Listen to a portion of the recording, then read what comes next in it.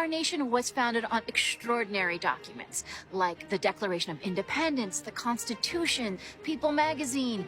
But have we always lived up to the promise of these documents?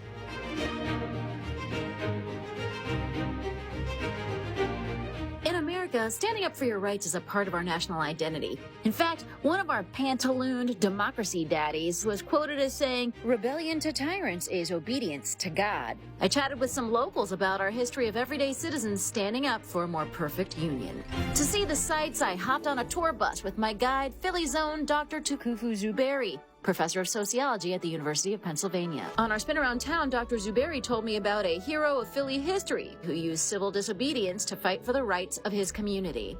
Octavius Catto is one of those historical figures who, if you don't know him, take this as an opportunity to learn about American history. He was an orator.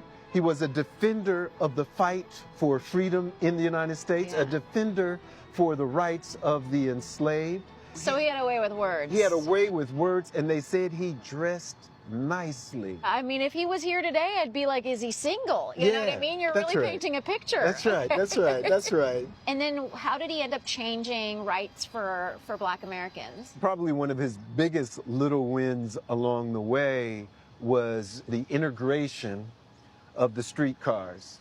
Even in a northern city like Philadelphia, in 1863, free Black Americans faced awful discrimination. In response, Catto pioneered a type of civil disobedience that happened to catch on. He's on the streetcar, and they tell him, "You can't be riding like this." And he refused to give up his seat. And so the streetcar driver says, "Well, no, you can't do that. I can't drive this." And so he stops the streetcar. So then there's just no one driving it. No one driving it, so it went nowhere. And so Octavius Catto engaged in organizing a boycott of the streetcars, the buses before the day. And this motivated him to fight for a change in the law.